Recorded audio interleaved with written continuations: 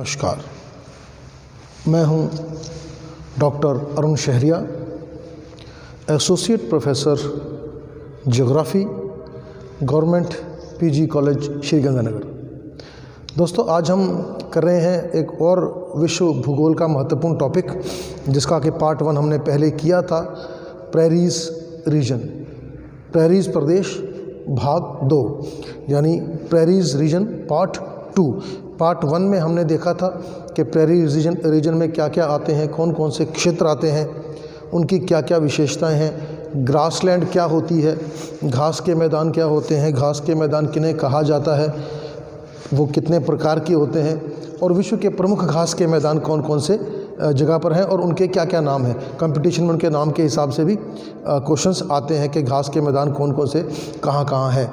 तो प्रेरीज जो हैं वो शीतोष्ण कटिबंधीय घास के मैदान हैं, विश्व में अलग अलग जगह मिलते हैं और उनके अलग अलग नाम हैं, जो हमने पिछली वीडियो में डिस्कस किया था। यदि आपसे वो वीडियो मिस हो गई हो तो आप चैनल पर जा कर के वो वीडियो भी देख सकते हैं। आज हम उसी वीडियो का पार्ट 2 करने जा रहे हैं, prairies part 2, prairies region part 2। और पहले प्रदेश में, हम पहले वाले भाग में हमने उसके बारे में जानकारी ली थी। आज हम इसमें आर्थिक गतिविधियां और अन्य जानकारी प्राप्त कर रहे हैं। प्रेरीज प्रदेश के बारे में आपको मालूम है कि प्रेरीज प्रदेश, ये जो है, इसे घास के मैदान को प्रेरीज प्रदेश कहा जाता है। यहाँ की प्रमुख जो आर्थिक गतिविधियाँ हैं, अगर हम देखें तो कृषि कार्य यहाँ पर काफ़ी ज़्यादा होते हैं। कृषि कार्य क्यों होते हैं?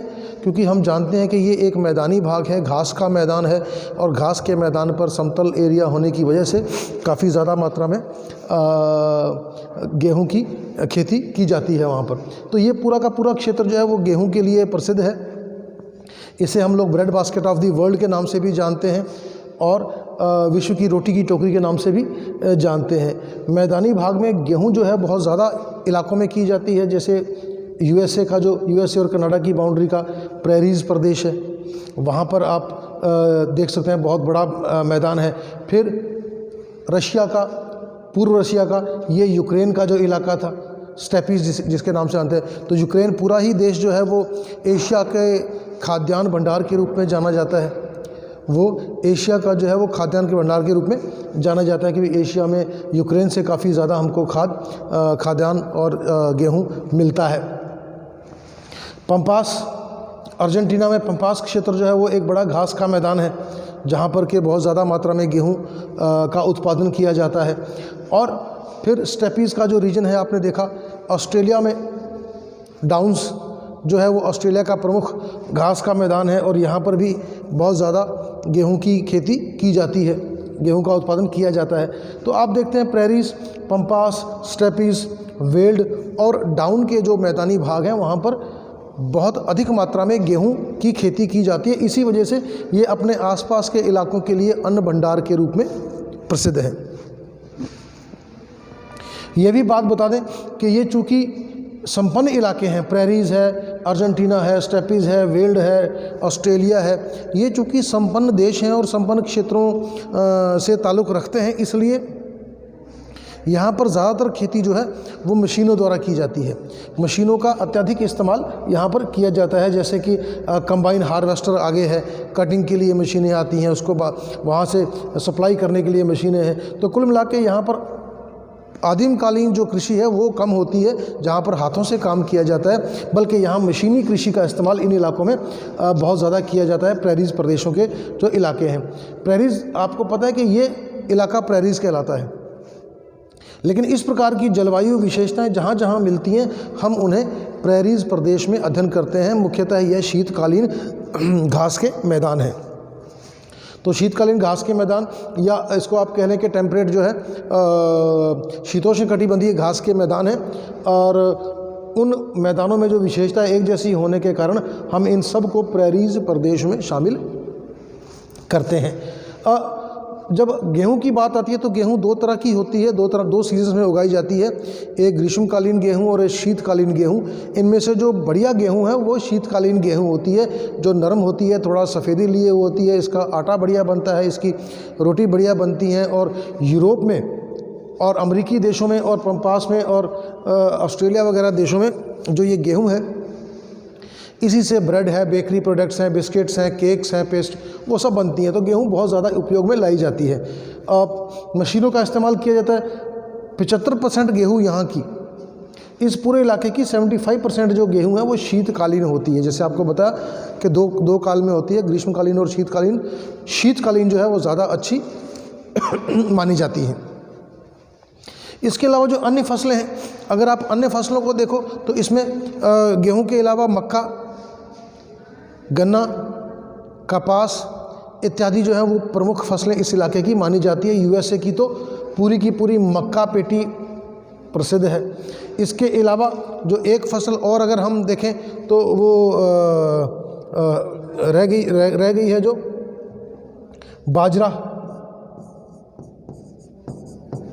बाजरा, जो वो इन इलाकों की प्रमुख फसलें मानी जाती हैं, जो ये प्रेरीज प्रदेश है। और यहाँ बाजरा और जो भी बहुत ही मक्का बेल्ट भी है यहाँ पर जो है वो मेज़ बेल्ट भी है, अमेरिका की प्रसिद्ध है। इसके अलावा कॉटन का जो एरिया है वो भी एक पेटी बहुत प्रसिद्ध है। तो इस इलाके में बहुत ज़्यादा फसलें उगाई जाती हैं, जिनमें गेहूं तो प्रमुख है। उसके अलावा कुछ भागों में चावल है, मक्का है, गन्ना है, कपास है, बाजरा है, जो है ये फसलें भी उगाई जाती हैं। चूँकि ये इलाका घास का मैदान है, हम इसको ग्रास लैंड्स के नाम से जानते हैं। तो खुला एरिया होगा, घास वाला एरिया होगा, घास यहाँ पर प्रचुर मात्रा में उपलब्ध होगी, तो जाहिर सी बात है पशुपालन भी यहाँ का बहुत उन्नत होगा। इस इलाके में घास उपलब्ध होने के कारण बड़े बड़े रेंचेस बन गए हैं। रेंचेस आपको बताया था पिछली कुछ वीडियोस में भी, रेंच हम चारागाहों को कहते हैं, घास के बड़े बड़े उन क्षेत्रों को कहते हैं जहाँ पर पशुओं को चराने के लिए छोड़ दिया जाता है। इसको गतिविधि को रेंचिंग गतिविधि बोलते हैं या रेंचेस बोलते हैं, बड़े बड़े मैदान जहाँ पर पशु चरने आते हैं या चराए जाते हैं और खुले छोड़ दिए जाते हैं। शाम को इकट्ठा करके उनको वापस अपने बाड़ों में बंद कर दिया जाता है और सुबह फिर उनको रेंच में खुला छोड़ दिया जाता है। तो बड़े बड़े रेंच यहाँ पर उपलब्ध हैं, पास्चर लैंड जिसको बोलते हैं, चारागाहें बोलते हैं। और चारागाहों की उपलब्धता के कारण इस क्षेत्र में पशुपालन बहुत ज़्यादा विकसित हुआ है। और पशुपालन विकसित हुआ है तो जाहिर सी बात है डेयरी और मांस का जो उत्पादन है वो भी ज़्यादा होगा। आप देख सकते हैं कि इस इलाके में प्रतिशीतकों जहाज़ जो हैं, चूँकि टेक्नोलॉजी बड़ी है, पहले भी आपको बताया कि संपन्न क्षेत्र है, तो टेक्नोलॉजी उपलब्ध होने से प्रतिशीतक जहाज़ यानी रेफ्रिजरेशन सिस्टम जिन समुद्री जहाज़ों में लगा होता है, उस प्रकार के जहाज़ यहाँ पर तटीय भागों से चलते हैं। और चूंकि उनमें प्रतिशीतक लगे होते हैं, रेफ्रिजरेशन सिस्टम होता है, तो दूध हो या मांस हो या डेयरी प्रोडक्ट्स हों, वो कई दिनों तक ख़राब नहीं होते हैं। तो उन्हें दूर के देशों में भी यहाँ से सप्लाई किया जाता है इन प्रतिशीतक समुद्री जहाज़ों में भर के।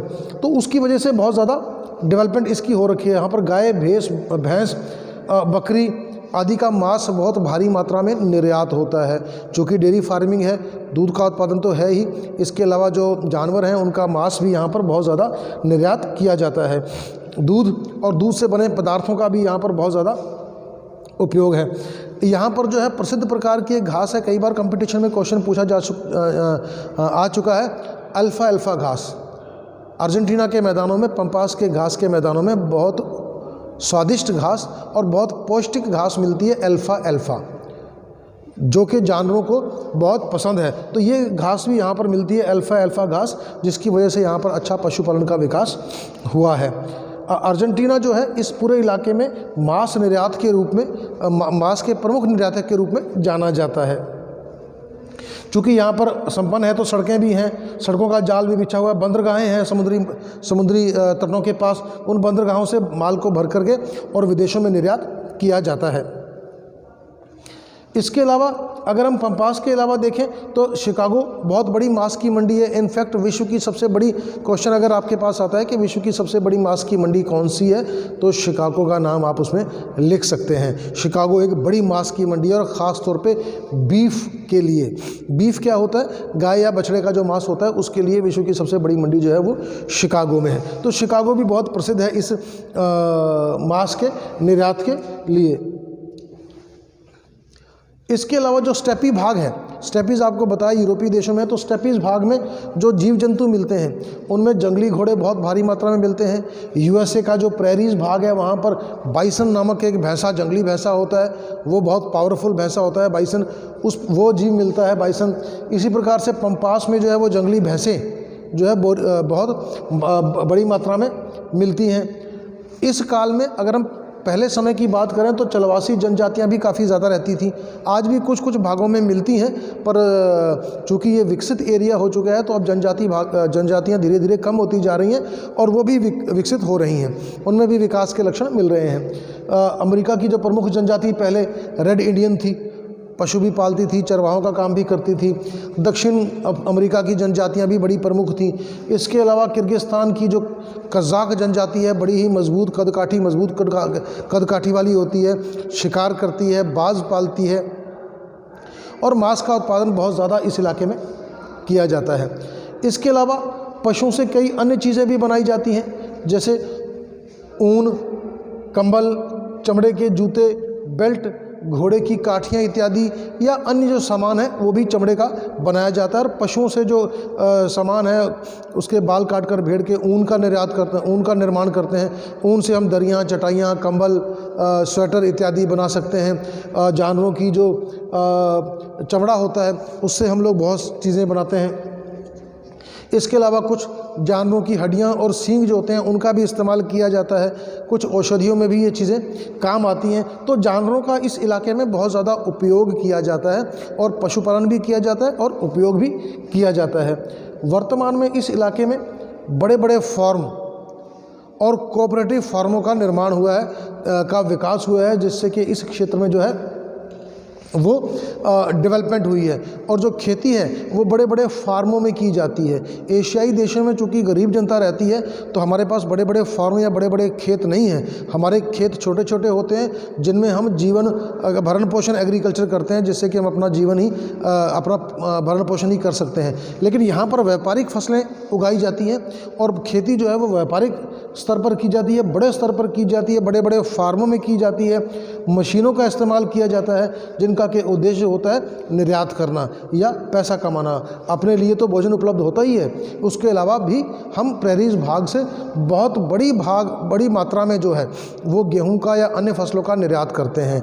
और यही वजह है कि प्रेरीज को विश्व के अन्न भंडार के रूप में जाना जाता है।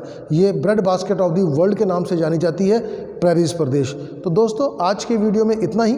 यदि आपको ये पसंद आया हो तो आप हमारे चैनल को सब्सक्राइब करें, वीडियो को लाइक करें, शेयर करें और यदि कोई आपका सुझाव हो तो कमेंट में ज़रूर लिखें ताकि हम इसमें और सुधार कर सकें। अगली वीडियो में मिलते हैं, तब तक के लिए जय हिंद, जय भारत, धन्यवाद।